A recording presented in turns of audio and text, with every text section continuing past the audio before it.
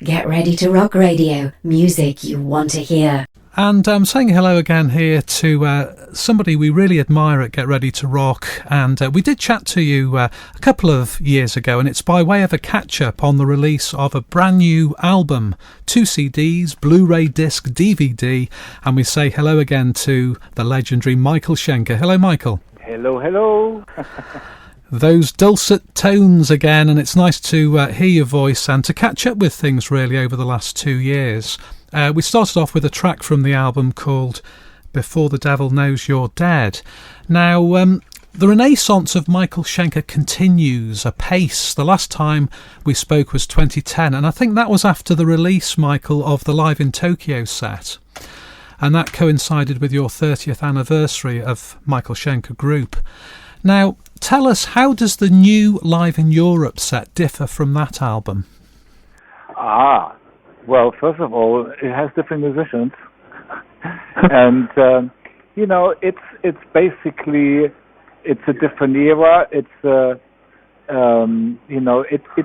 it's the continuation of Temple of Rock, and so next, for instance, in Temple of Rock we have Dougie White singing, Michael Voss, and also Robin McCauley, and after Temple of Rock I did the Michael Voss. He was, because people ask me like how come I have like 3 different lineups and so on, and it's kind of interesting. You don't plan stuff like, I don't plan stuff like that, but when I was ready to go on tour with the Temple of Rock, I asked, Michael Voss told me he just signed a solo deal and he can't really tour, and so I had to figure out how to deal with that situation. And so I kind of realized that Dougie White was singing one song, Robin McCauley was singing a song, and Michael Voss sang a song, and sang most of the songs. And so I kind of asked Robin McCauley if he was available for the United States tour, and so I kind of realized that maybe what I should be doing, not any of those singers would be the original singer anyway of the summit that I was going to perform, because it was like the best of Michael Schenker in the past of my whole career, and so it wasn't that important. There was not one person that had to do it, and because there was 3 songs where all 3 singers were involved, I decided maybe if they are not always available, maybe I can figure out who can sing on what part of on what country or on what tour. And so that's how it ended up with Michael Voss in Japan and Dougie White in Europe. And so that was the first step after Temple of Rock, the album recording. We started booking European tours with Dougie White, and then Herman Werbel, and with actually Herman was already connected on a deeper level with me since Temple of Rock. But I started with the Scorpions a Love Drive tour in the somewhere around '79, and it never finished, or we never, I did only a few gigs. So for me, I saw this as an opportunity, as a Love Drive reunion. And it's just kind of one thing leads to another, and then all of a sudden we had a really good, solid lineup together with Dougie White on vocals. And the period in Europe touring, it kind of created a more and more a kind of a good, solid foundation. And also, it's a very unique lineup, and I thought maybe it would be a good idea to record this lineup. And we are now already in the progress of recording a new album too, which is going to be released by the end of 2013. But I have a really good concept, together for that, and so we're just moving. Right, because I think you told me last time that a lot really depends on the availability of people as well, doesn't it? If someone's not available for the States, so you can't do it, can you? Yeah, but the funny thing is that it's like this. It's basically, I kind of believe also in certain things have to happen kind of a thing, and so I kind of flow with things. I don't insist in a particular way of doing it. but somehow it works out just fine, And so at this point in time, I'm focusing fully on this lineup, making a new album. So it's a unique lineup, and so it's really worth it to put lots of effort into. The album title probably will be Bridge the Gap, and that leaves a lot of lyrically and also in all sorts of ways. It inspires in many directions. This is radio for the internet age. Get ready to rock radio. Now, this album is different, especially this bonus concert recorded at the High Voltage Festival, because you're joined by not only Rudolph, but we'll mention Jeff Scott Soto, but also Pete Way. Was it your idea to feature these guest people? Pete Way, yes, but I kind of don't really remember exactly how Rudolph came into the picture, and Jeff Scott Soto, he just showed up and he just said like, hey, can I play Dr. Doctor with you guys? And yeah, come on. And so we just ended up basically there. Rudolph knew that we invited Rudolph to come over, and so he was available. But Jeff, just showed up, and so it's basically it all worked out basically on that day. And your relationship, rather than, dredge up the past with UFO, but I think I remember you telling me last time, Michael, that it was a somewhat rocky relationship back in the day.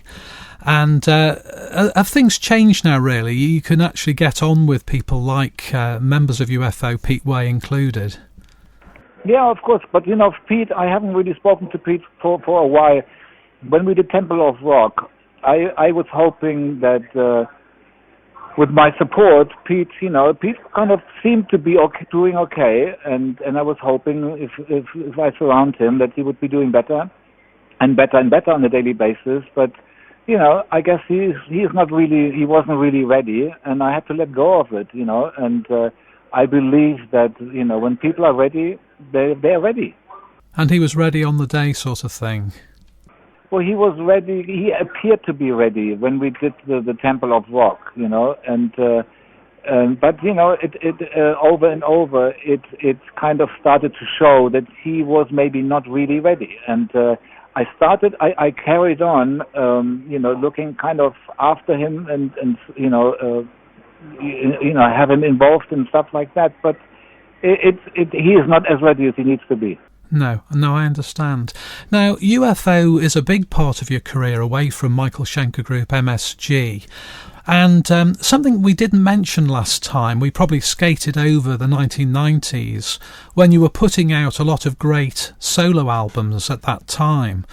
But in 1995, you rejoined UFO for what I've now explored and is a fantastic album called Walk on Water. Can you tell us a bit about that? Because it contained some great guitar playing, and it's a bit of a lost album, that, because even for maybe rock fans generally, because UFO weren't doing much around that time, and yet they did produce this album produced by Ron Neverson, wasn't it? Yeah. Well, it was the 90s were a strange era anyway, and I think a lot of music got lost in those days. But in '93, I was approached again by UFO to do a reunion, and I at that point I said, like, you know what? I think it's a good we can do this, and so I had ideas how we should be doing it, etc., etc., and so we started a concept and how to go about with it, and ended up doing the Walk on Water album, which was fantastic. It was great, we worked with Ron Neverson, the sixth member, as I call it, and but unfortunately or fortunately or whatever, it just kind of went back and forth. We started kind of looking for proper management, and that seemed to, we kind of kept, I don't know, it kept going up and down. I guess maybe in general the ideas started to differ, between Phil and myself, I was owning half of the UFO name by that time. We discussed everything before we started, but then Phil started to change direction, and then somehow, when not everybody pulls on the same string, it kind of gets messy, and so it starts. The Pete Way gave it the end kick. At some point where he was uncontrollable, and musically on stage he was stepping on my feet, and it was just becoming silly, and it was time for me to go. And Phil called me up and asked me for the name UFO back because they needed to work, and I gave it to him, for free. I didn't ask for anything in return, and gave him my blessing, and the rest is history. Get ready to rock radio. Now let's move quickly on to more recent things. And you did refer to Robin McAuley earlier on. I'm not sure here, but did he sing at all on your American dates on the tour? Yeah. Early March 2012, we started off with Robin McAuley, and that's when after I found out that Michael Voss wasn't available, so I decided to have ask Robin to do the vocals, and because it was all best of Michael Schenker, there wouldn't have been one original singer, because it's sung by Phil Mogg, by Klaus Meine, and Gary Barden, and all sorts of different people. So it didn't matter, and so Robin was very interested, and it was good to do something together. Again, Robin was singing incredibly. He also seems to be getting better as he gets older, and it was a great tour, by the way. Yeah, and we should mention also that out in the UK at the moment are one or two Macaulay Schenker Group reissues from around about late 1980s, 1992. So listeners can go checking out that. Now, we're talking, Michael, in December 2012.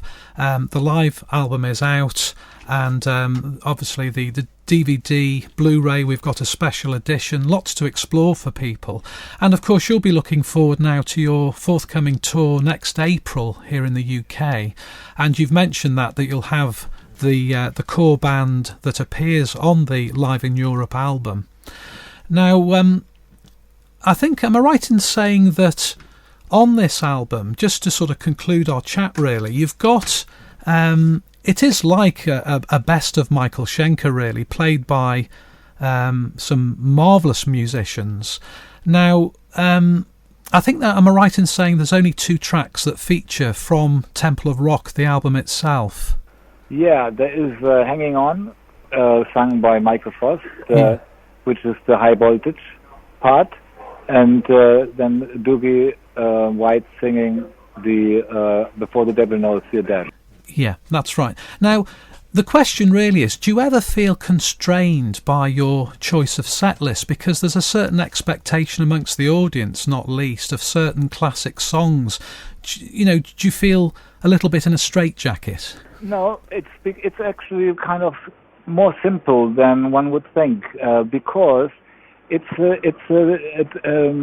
approach is a summit. It's not MSG Schenker Baden. It's not Macaulay Schenker. It's not UFO. It is none of those. It's Michael Schenker, and therefore I look at the songs that it doesn't necessarily have to have Lost Horizons on it, or which is something maybe I had just played in a previous tour anyway. I also look at something that maybe I hadn't played for a while, that maybe it would be great to play again from the musical excitement point of view and from the audience point of view.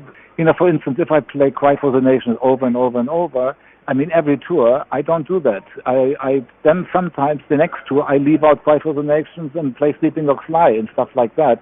But because this is a summit in general, I don't have a problem leaving some of the classic Baden out and just focus on, let's see, how many albums have I, how many classic albums and which periods are the bigger periods, like for instance Strangers in the Night, the Budokan, Love Drive, and the new album. So if I pick from those, it's not that difficult. No, I know. And it can only get more interesting, I think, as time goes on with this. And I think I said to you last time, Michael, that there's so much to explore of your music in the 1990s and into this the last decade, really. Not least your solo acoustic albums, which I think are incredible as well. Thank you. Yeah. So we say best of luck with the album, and of course best of luck. Hopefully we'll catch up and perhaps have a chat before the tour in April. Yeah, I'm on a consistent roll of celebrating. That's something you referred to actually in the sleeve note. I mean, nowadays it's more of a celebration, isn't it? Exactly. Yeah. And it's fun. All the very best, Michael. Thanks for talking to us. Thank you so much.